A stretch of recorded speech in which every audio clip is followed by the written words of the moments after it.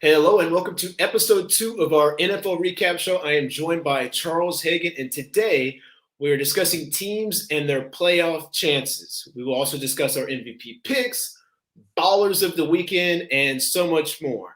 Be sure to subscribe to the Nick Rodriguez podcast and leave us a 5-star review on Apple. But before we do that, before we get into our playoff chances and take the temperature of everything, Merry Christmas, Happy Holidays, Charles. Thank you so much for joining us today. Yeah, thank you, brother. I appreciate you having me on. And I wanted to give a second to, if you want to talk about feeling better from COVID. I know last week we had to postpone that. So I'm glad we're doing this today. But how you feeling, man? I'm feeling a lot better. Yeah, I don't know. We were going to do a show last week. I know you were traveling and everything, so it was going to be difficult anyways. But we were going to try to push through it, and then I just didn't feel great on Tuesday. We were still texting a little bit, just gonna try to make it work, but ended up just having to postpone just because didn't feel good at all, and obviously just been kind of hunkering down here at the place and watching a lot of football. That's Sure. when there's nothing else to do. You just watch a lot of football. So it's been an okay week for sure. Glad you're feeling better, bro. Yeah, absolutely. So what we're gonna do today, we thought it made a lot of sense to talk a lot about the playoffs. Obviously, as a Packers fan, you know they're the 1 seed right now. You as an Eagles fan, there's just so much. We were talking before we went on that can change between today as we speak on the 28th and a couple of weeks when the playoffs start. So what we're going to do right now is we're going to talk about who's in and who's out. We actually had 2 different definitions of this, which is great. I think we're approaching this 2 different ways. So my approach more is I'm just talking about 2 teams that I like in the NFC, 2 teams that I like in the AFC, and who's out. Charles, you had a different approach. Why don't you talk about that for a second? Yeah, for me, I was thinking about for who's in, who's going to get that 7th seed in the NFC and the AFC, and then who's out, who's going to be that 8th seed, who's going to be that last team that didn't make it out. So I can kick it off right here, just with 2 teams. So I think the 7th seed in the NFC is going to be my Eagles right here, 8-7 right now. And a very winnable game coming up this Sunday against Washington. And then hopefully that game in week 18 against Dallas doesn't mean anything. So this is potentially 2 more wins, but Eagles have an opportunity to actually lock up their playoff spot this week with a win against Washington, Vikings loss, and a Saints loss as well. So they could be clinching that 7th seed right now. And then in the AFC, my very last team is going to be the Chargers. I think they're way too talented with Eckler at running back and the weapons they have at receiver, with Herbert and that dynamic defense. I know the AFC is kind of a mess right now. Only 2, only 1 playoff berth is actually clinched with the Chiefs right here. So 6 teams, a lot of open opportunity, but I think it's going to be the Chargers that are going to make that there. Who's your in? Great picks. Great. I can't really argue with those. My ends right here, I'm going to go with the San Francisco 49ers. I think they're playing at the right time. Like they're playing good ball right now, just looking at the recent schedule. Yeah, they dropped one to Tennessee that they should have won, but they beat Atlanta. They beat Cincinnati in overtime. And that Cincinnati game might be huge coming down the stretch, not only for the 49ers, obviously, but also for the Bengals who are trying to ultimately win an AFC North, game right here. So I'm going with San Francisco. Just looking at how they're playing right now, I trust Kyle Shanahan. And then the other thing is their schedule, who they have in their next 2 games. They play Houston. That should be a win. And then they play at the Rams. That'll be tough, but that's a game that, they've played a lot, those teams over the last few years, obviously being division rivals. So that should be a toss-up game. So I'm going with the 49ers on that side of the ball in the NFC. And then the AFC, I'm going with the Colts. We were talking about them before we went live here, and the Colts are just playing really good football, beat a really good Arizona team this week.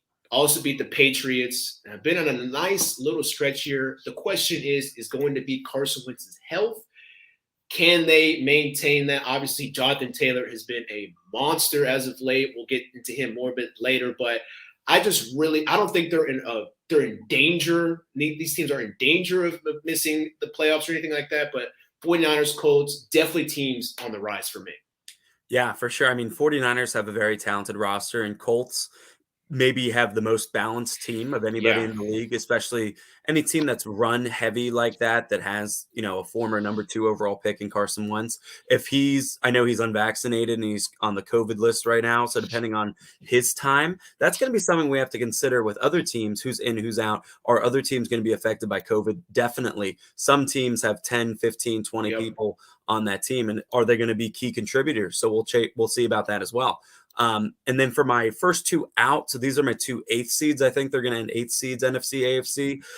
For me, that's the Vikings and the Ravens. I think Vikings have a pretty good team. They've had a roller coaster of a year. I just think with their schedule, it's difficult remaining. And I just don't think they're going to get it done. I think Eagles have an easier road. I think that's why they'll squeak in ahead of them. And then I'm going to eat crow with this one here because we predicted them to go far. Both of them. Us predicted Ravens to be in the Super Bowl, but I think Ravens are actually going to miss the playoffs.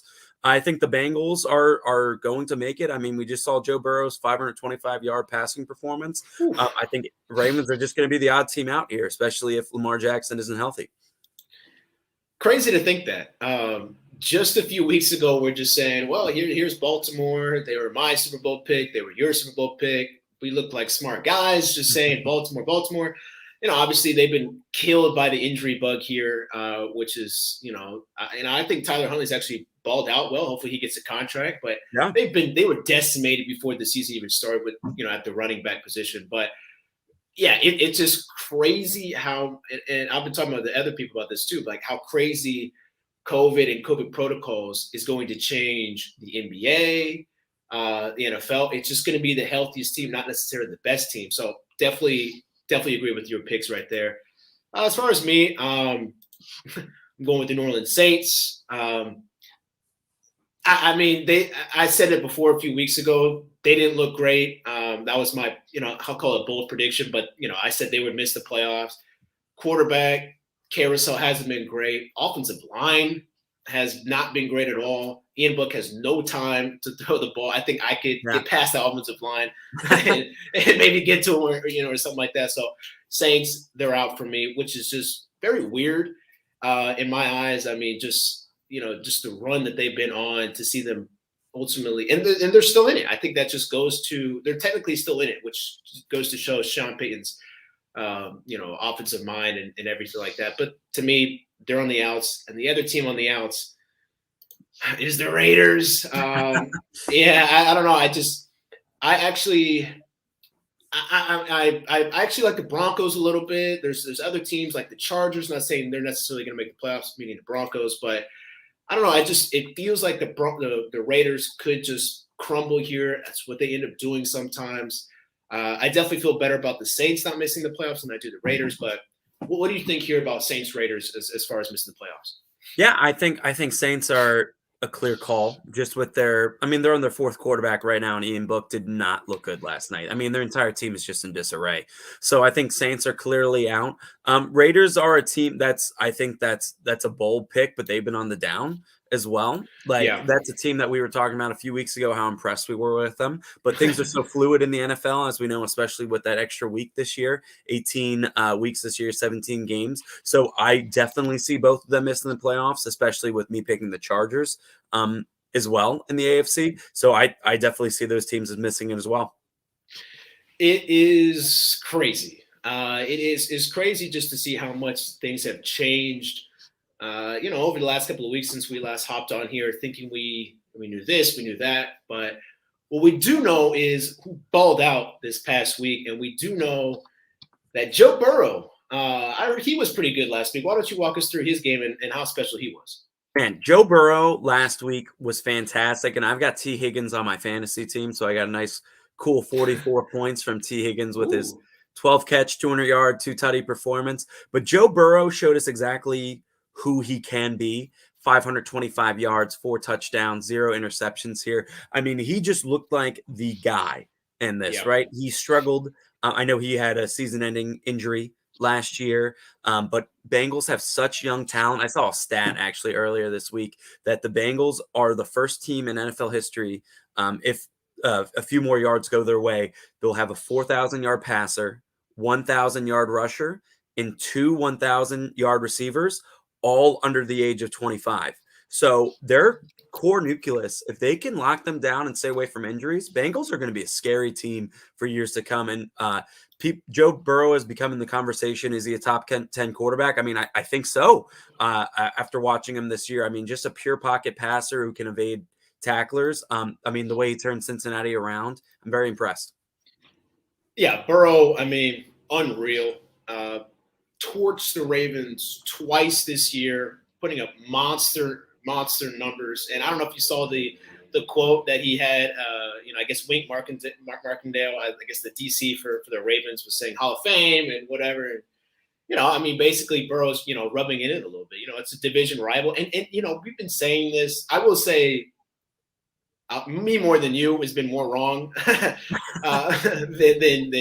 you've been wrong. But we've both been on the Bengals train for a while. Both been saying, "Hey, this is so great for Cincinnati to have a superstar like Burrow." And he's not. I mean, and Aiden Dalton had a lot of great years, but he was. He's not as sexy as Joe Burrow and Jamar Chase and T. Higgins, and they're sexy. They're fun to watch, and Cincinnati certainly deserves that. Absolutely. So. I will say we've been on that bandwagon for a while now, for sure. For sure. How about yourself, man? Who's your baller of the week? Oh, man. Josh Allen has got to be my baller of the week. I mean, after losing a few weeks ago to New England at home, everyone's like, they're out of it. They drop a couple of games. Josh Allen's a baller. We were talking about him not making the Pro Bowl. I think there should be more quarterbacks. That's a whole other thing. But Josh Allen balled out. 3 touchdowns, over 300 yards passing, won that game for him. I mean, they do have Stephon Diggs and other weapons on that team, but he is really the team. They don't have really a running game over there in Buffalo. So to win by double digits at New England in a game you have to have, baller of the week, no question about it.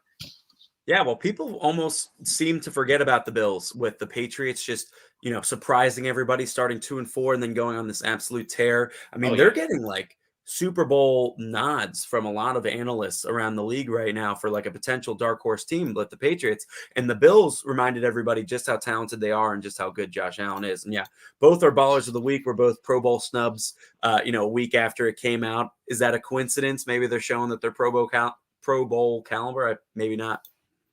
Yeah, I don't know. It's certainly crazy here just to. It is crazy how much, like I keep saying, but like things can change so much. Josh Allen balling out one week and then the next maybe struggles. I think it's like everything with that social media, everything is quick, so you forget how well certain guys perform. But I definitely think that played into it a little bit as well. I had another one that I'll get into real quick before we get into our disappointments. The Cowboys. I mean, they shellacked Washington, as they probably should. 56-14, shellacking. Defense balled out. Trevon Diggs, Micah Parsons. One question I have for you. Do you think, so obviously they drum Washington. They beat them up real good. Do you think, because they're saying TJ Watt is up for Defensive Player of the Year, Micah Parsons, Trevon Diggs. Could TJ Watt win this award because Micah and Diggs steal votes from each other? Or do you think one of them will end up winning it just because, I guess, both of them, have been better than Watt? What do you think? Could they steal votes for DPOY, for Defense Player of the Year? Honestly, I think TJ Watt should probably win regardless. I know Trayvon and Micah Parsons have both been fantastic. Like they're both great players. Like, don't get me wrong. Like, I'm not trying to take anything away. Micah's a rookie and he's one of the most promising young defensive talents in the league. Yeah. Trayvon really coming into himself as like a ball hawk this year. But TJ Watt has just been so consistently dominant, and he's been the reason why the Steelers have stayed in playoff contention for half this year right now, anchoring down that defense. So I do see that as a situation where they do split votes, and I think TJ Watt probably wins Defensive Player of the Year this year. Yeah, can't really go wrong with that. Both outstanding players, or all three of outstanding players. So just interesting there. But we're going to go ahead and move on to our disappointment of the week. Who disappointed you this week, Charles? Yeah, I'm gonna say multiple, third, fourth, second string quarterbacks here. Unfortunately, this is just the reality of the world right now with COVID right now, right? And a lot of us watched the Eagles-Giants game with Jake Fromm, great Georgia quarterback. He did not play well at all, never got his footing in. Eagles defense kind of tore him apart. Massive win for the Eagles, but Jake Fromm was stepping up as the third string quarterback, did not play well. And then in prime time last night, we're talking about, again, Ian Book. I'm a fan of Notre Dame college to be watching in terms of college football. And just Notre Dame quarterbacks have not had success in the league last 10, 12 years. I know you saw that stat as well, that Notre Dame quarterbacks in the last 12 years that have made a start are 0-24. That's just unbelievable. And Ian Book just did not play well either. So this week, it's all those third string quarterbacks that did not have that hadn't had the opportunity, had the opportunity this week and just did not seize it. Mine's similar, same vein. It's going to be the Saints offensive line. Teased it a little bit earlier before. Damn, I could be a defensive lineman for Miami if we're going against New Orleans. Goddamn, right. Try to block somebody. That pick six, I'm a little bit torn as well because I was playing for the championship in the podcast's league, and I was, about to beat this dude, and I just need the Saints to do something, and I must have spited somebody because damn, on the third play of the game, he threw a damn pick six, so. Wasn't meant to be, but Saints offensive line garbage. Obviously, they're just killed with injuries, and I think it's that coupled with Miami actually is a good team and they have a really good defense. So when that happens, you're just going to get pancaked. And poor Book. I actually think he can play. Hopefully, because I liked him at Notre Dame too. He just needs an actual chance to see what he's got. So agreed. Also, quick stat that Schefter pulled out during the game is that Miami Dolphins are the first team in NFL history with a 7-game losing streak and a 7-game winning streak in NFL history. That is unbelievable. And that's not good for my Eagles because they own their first-round pick. So we were all excited over here when they started 1-7, and now that they're most likely making the playoffs here, that pick is just going to get worse and worse. But a first-round pick is a first-rounder.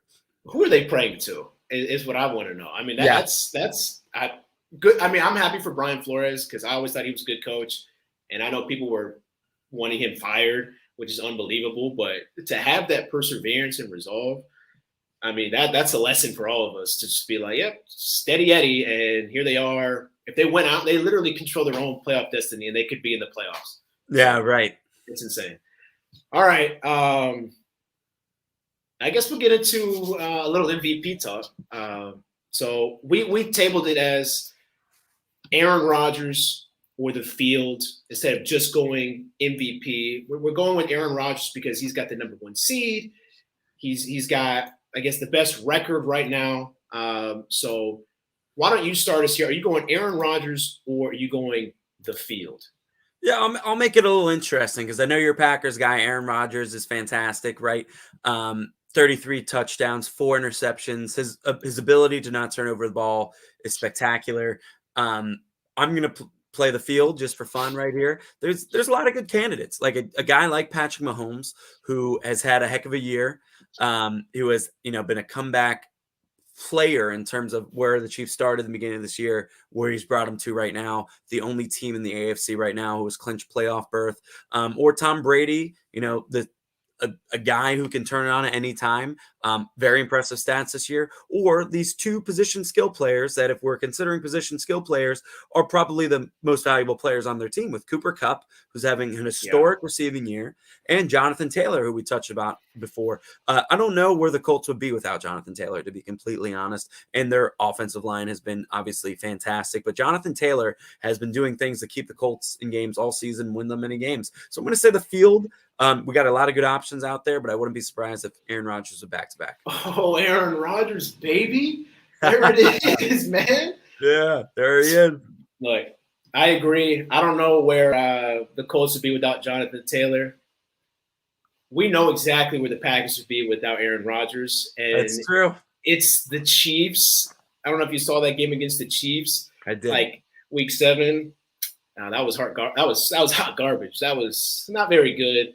I'm going to root for Jordan Love because he's a Packer, but not great. But Aaron Rodgers, balling out the way he's balled out, the number one seed in the NFC, not locked in yet, but I mean, and he's so damn efficient. It's hard not for me to go with Rodgers, even though I'm a little bit biased here. But yeah, I mean, those other guys, Jonathan Taylor has certainly balled out. Brady's been phenomenal. Do they want to vote for Rodgers in back-to-back years? I don't know. I would. I just think he's been on such a tear this year, and he's just so scary to me. It's just this whole story of like, is this going to be the last year? Does he retire? Does he win the Super Bowl here? I don't know. When it comes to MVP, I go more off of feel and what. I mean, the numbers do mean a lot to me, yes, and I know his numbers are always going to be great. He's so efficient. He's so scary. Not to say the other guys aren't, but man, you take him off the team, the Packers are like the Jags going for the number one pick. So I got to go with my man Aaron Rodgers for MVP. But we'll see. I don't know. Do you think there is any voter fatigue for him going for his fourth MVP? I believe in back-to-back years. Could be the case. Yeah, who knows? I mean, it depends on we are not those voters, of course, but it could be the case. Back-to-back years, give it to somebody else. Maybe someone who's won it 5 other times than Brady. No, I'm just kidding. But who knows? We'll see what happens. I mean, Aaron Rodgers would be deserving if you want. I would not complain. No. And if it's not Aaron Rodgers, I would love for it to be Jonathan Taylor. I mean, the kid is just second-year player. I mean, that's if I had to choose anyone but Rodgers, I would love for Jonathan Taylor to win it. And Cooper Kupp has been awesome as well. But it's exciting. I mean, there's a lot that can happen here, including MVP. I think who ends up winning the number one seed in the NFC ends up locking in the MVP, which is the Packers right now. But a lot more football to be played for sure. Yes, sir. Okay. All right. We're going to try this one more time. I don't know if we're going to get it right, but we've talked about it 3 or 4 times. It's the Super Bowl. Who do you have – and instead of dressing it up as who's going to win, because I picked the Ravens and Cowboys a few weeks ago. I'm going to retract that one. But our original pick was Chiefs or Packers. We did this a little bit a few weeks ago. I'm going to dress it up this way. Who do you have more confidence in winning or getting to the Super Bowl? Is it the Kansas City Chiefs or is it the Green Bay Packers? Yeah, that's a great question. What we've talked about before is now that only the number one seed has a first round bye, that becomes so valuable to be the number one overall team. I imagine once we have more years of statistics and we see a rhythm of how that is, that many number one seeds are going to end up winning going to be making the Super Bowl just because they have that one less game, where it used to be the 1 and 2 seeds having that first round bye. So if both of these teams end up getting the number one overall seed, I would feel pretty confident in both of them making the Super Bowl. But let's say if they weren't number one seed, let's say they end up being 2.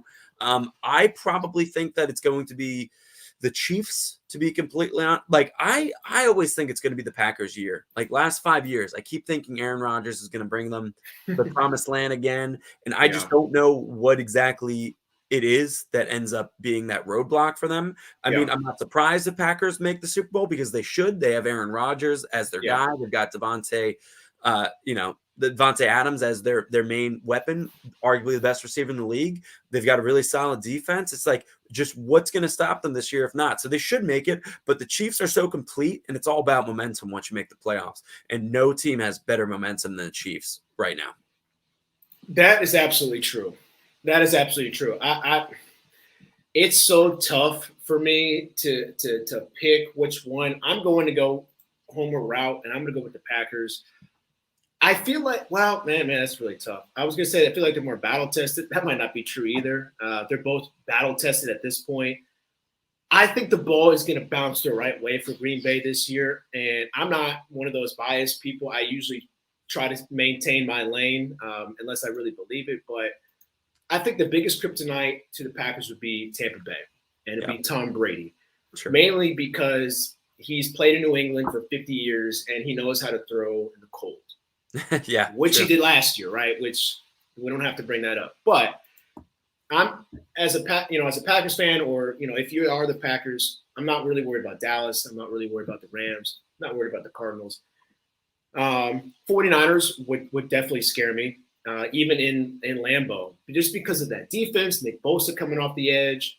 We know Rodgers isn't completely healthy with that toe. I don't know what's going on with that toe or anything like that. So I think the Packers, just because of the teams that would be facing him in a potential NFC Championship game or in a playoff game in Green Bay, if they can lock up that home field, just because I don't know, he's just dangerous. And I feel like similar to maybe the Braves in the World Series or other sports, the ball sometime eventually has to bounce your way. You just feel, and I just feel like, okay, the Chiefs, they got theirs, they got their Super Bowl, their luck has gone their way. Obviously, they totally earned that. But I think with the Packers, they've lost 2 NFC Championship games in a row. The AFC, I feel like maybe it could be more of a gauntlet. Not that there's better teams, but everything is so close that it could be a lot more rugged just to get to the Super Bowl. Maybe I'm crazy here. I don't know. I just feel like Green Bay is just the ball is going to bounce their way. It's the whole Rodgers, is he going to leave scenario, gut feeling. Give me Green Bay. Why not? And if I'm going to be wrong, I might as well go down with the ship. So give me the Packers. Yeah. I think a big asterisk just with all of this is to remember that COVID is prevalent right now and restricting a lot of players from playing. So who knows? This could affect any team in the NFL, regardless of their procedures. People are getting it left and right. So I would assume actually a lot of upsets in this playoff, like at least one or two major upsets. That's what I'm foreseeing with this playoff that we're seeing in 2021 going into 2022, just based off of players not going to be able to dress because of COVID. So who knows who's the healthiest? It might end up being who's the healthiest team at the end of the day. Totally. Give me, before we close here, give me one dark horse team, AFC or NFC team, to make the Super Bowl. One dark horse. I really, really hate to say this because I'm relying on their first round pick for the Eagles, but I really think just with the completeness of this team, I think dark horse is going to be the Colts. Just with their defense is so strong. If their offensive line is elite, and if Jonathan Taylor can keep putting the team on their back, I think literally they could go all the way, being a dark horse team. How about you? I'm going Cincinnati. Okay, I like that pick a lot. I think I like yours because you got Jonathan Taylor. You need to be able to run the rock in the playoffs, especially if you're on the road. Cincinnati, you need a great quarterback and a matchup. That right now I think they would end up playing New England, which would be amazing. Out of all the potential playoff matches right now, I think that'd be my favorite. But give me Cincinnati. Give me Jamar Chase and Joe Burrow to make it to the Super Bowl. So. Could happen. Yeah, I think that. So, all right, guys, thanks so much for joining us today. We discussed so much. Talked about Charles' Eagles, their playoff chances, who's in and who's really out. We also talked about our MVP picks, and we even got into the Super Bowl for probably the 3rd or 4th time. Definitely not the last because we will be talking about it again for sure. But be sure to subscribe to the Nick Rodriguez podcast. And we will see you guys soon. Thanks so much for joining.